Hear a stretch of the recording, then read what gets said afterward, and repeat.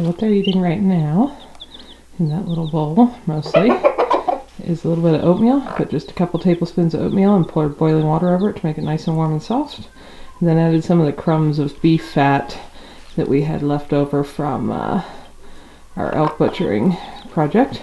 And they seem to love that. It makes a nice little warm, rich mash that they eat. They've also got in there, you can kind of see off on the left-hand side,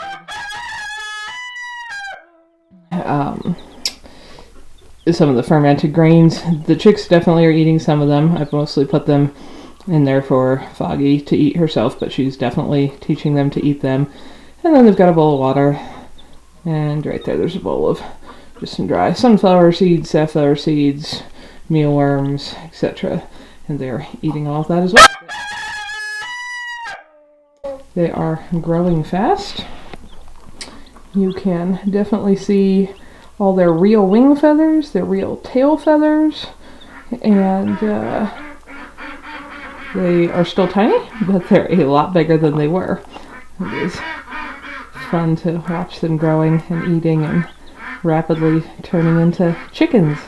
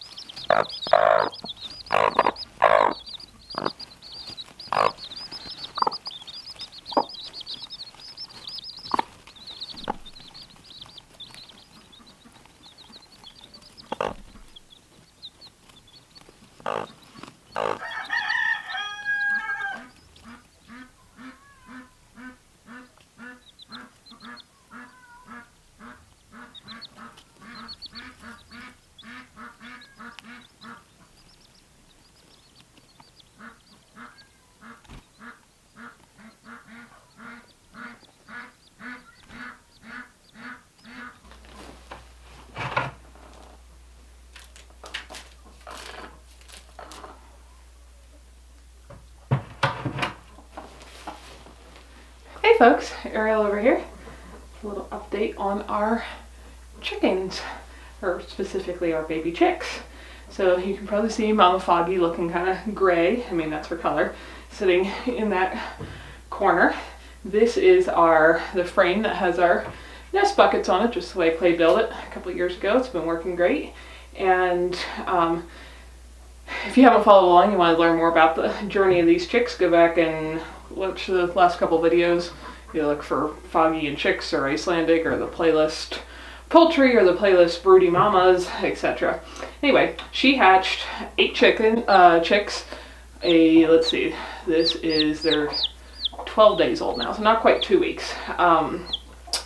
And it was way below freezing the entire time she was sitting them. It was below 0 Fahrenheit for most of that time, so in the, whatever that is, I don't know, 20 something below Celsius range. Anyway, I wasn't sure she could successfully hatch chicks in that weather and those conditions at all. Icelandics are the chicken breed that we have here, and they are a good fit for our climate, but we've never had one of our moms want to try to sit eggs in those temperatures.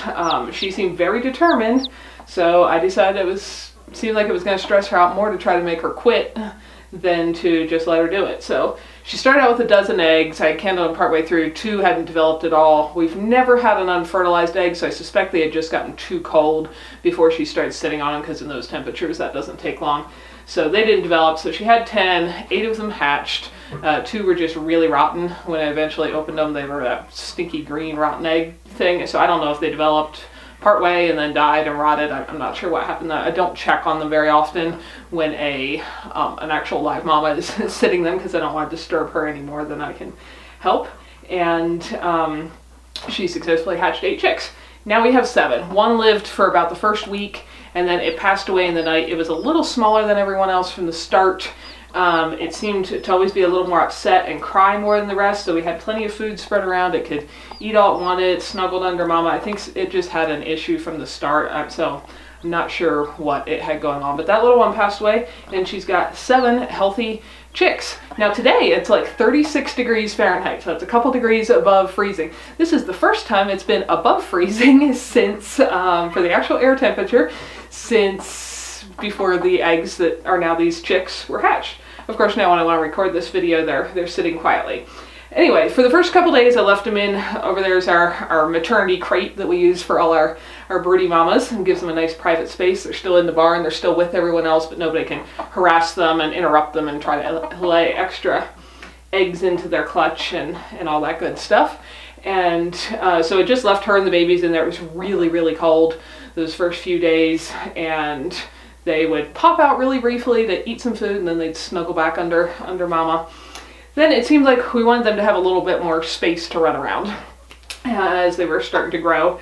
And what I've done in the past is I've taken the mom straight from that crate, just carried the crate out the door and put it in one of our chicken tractors that I made the very first year. We got Foggy's parents' generation of chicks, and let the mom and chicks run around in the grass and stuff, you know, where they can still be near everybody else, but the chicks, when they're that tiny, have some protection from, you know, other hens harassing them, from, you know, a hawk or something like that. Of course, right now that's not really an option, because there is no such thing as green grass out there to set it in. The snowbanks are, you know, way high and it's way cold. So I was trying to decide what we were going to do to give them a little more space.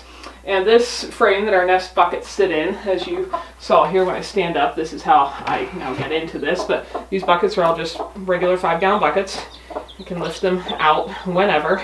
I took that frame and wrapped some hardware cloth around the two sides that are not up against the walls. So now we have like a little chick run under here. Oh, are you guys gonna come out and say hi to the camera? You're very cute. You are. And I put them in here. I didn't build a door in it or anything, so the way to get in is lift any one or all 5 or whatever of the buckets out of the top. But it seems to work well. They're still here with everyone else, but they've got their own little bowls of, we got food and water and oatmeal mash and seeds and stuff for her, and just I gave them some fresh little bugs in there to eat, the freeze-dried soldier fly larvae, which they love. They're growing fast. They, like I said, they're about 10 days old now. They've got lots of real wing feathers. They're starting to get little tail feathers on the little tip of their tail. Starting to get the feathers on their shoulders, not just their little fluffy down. And these 7 are all doing well. And if you're going to ask, no, these guys have never had any supplemental heat. Our barn here that they're in with all the other chickens is dry. It's well ventilated at the top, so there's no moisture buildup and there's good air circulation, but there's no drafts in here. They're out of the wind and so on. There's deep bedding. This bedding I'm sitting on top of, that they're on top of, is about 1 foot deep. And that seems to work well. Foggy has been a phenomenal mama. She was hatched here on our place last spring by Blackie, who was our very first hen to go broody. There she's showing them how to, you know, she does what a mama chicken does and picks up individual things and says something that I interpret as like, look here kids, this is a really yummy thing, and then drops it in front of their noses and they say, okay mom, and eat it. Anyway, she was hatched here. She's about, I guess, almost 9 months old now. She was only about an 8-month-old chicken when she decided she was going to be a mama, and she's just done a fabulous job of mothering. She's kept them all warm, showed them how to eat. They've been growing rapidly. She takes care of it. If one of the other hens walks right up to the front edge of this little mesh screen right now, she gets all poofy and charges at them and says, stay away from my babies. And we'll have to see her probably another day or two. I'll take them out and start letting them run in, you know, supervised with the bigger flock, because usually about that size in the past, they've done just fine. Our roosters are great with the chicks, especially Golden Boy. He's kind of looks out for them and shows them food to eat and such too. Probably the only reason I haven't done it earlier than this is because the other hens sometimes do pick on Foggy. She's just not the top of the pecking order. That was true before she went to sit. I don't know if it was because she was a baby that grew up here, so all the other hens are like, you little whippersnapper, you're not the boss of us, we're your parents' generation. But she's pretty defensive of her babies.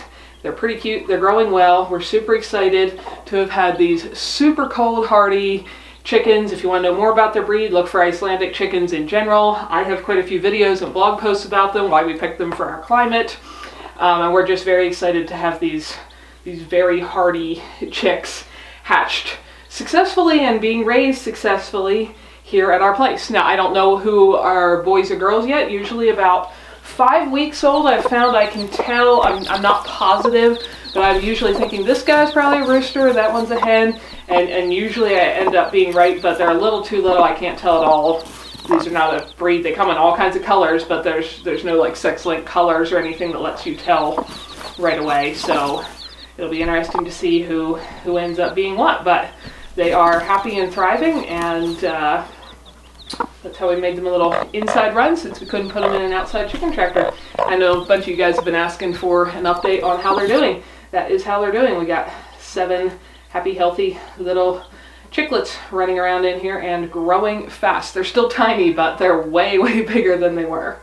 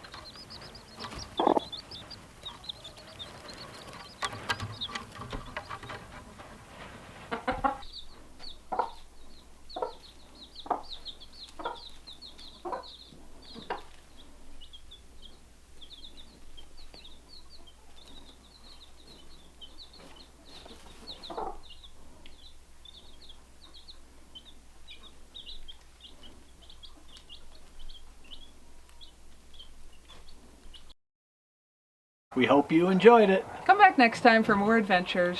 Thanks for watching.